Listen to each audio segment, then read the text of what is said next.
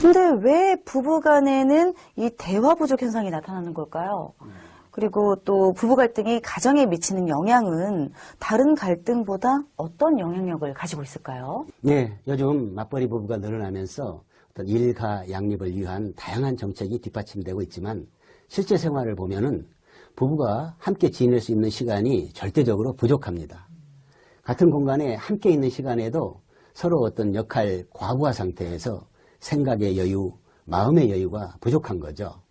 그리고 어떤 배우자에게 서로 배려받고 싶은 기대감은 큰데 배려해줄 어떤 마음의 여유가 부족해서 어떤 가족 구성원의 중심인 부부가 대화가 단절이 되면은 서로에 대한 신뢰감이 줄어들고 무늬만 가족이 됩니다.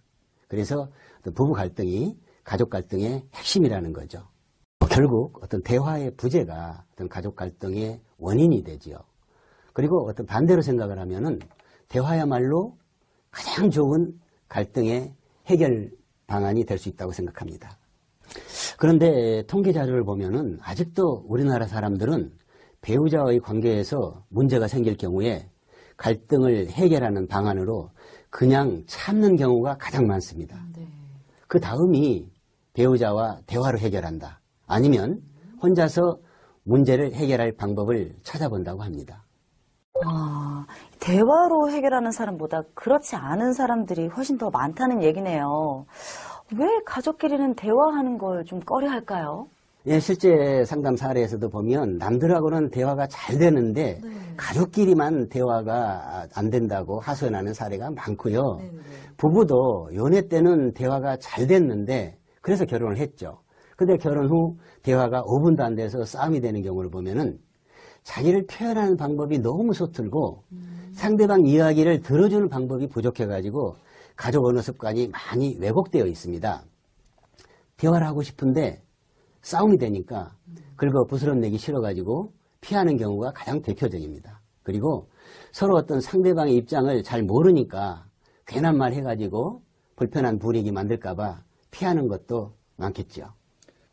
결국 이렇게 대화를 피하면요. 상대방을 이해를 못하게 되죠. 심지어는 상대방에 대해 잘 모르면서 다 안다고 착각하면서 우기게 되거든요. 결국 어떻게 되겠어요? 당신이 나에게 대해 알면 뭘 알아? 아니면 당신이 나한테 어떻게 이럴 수 있어?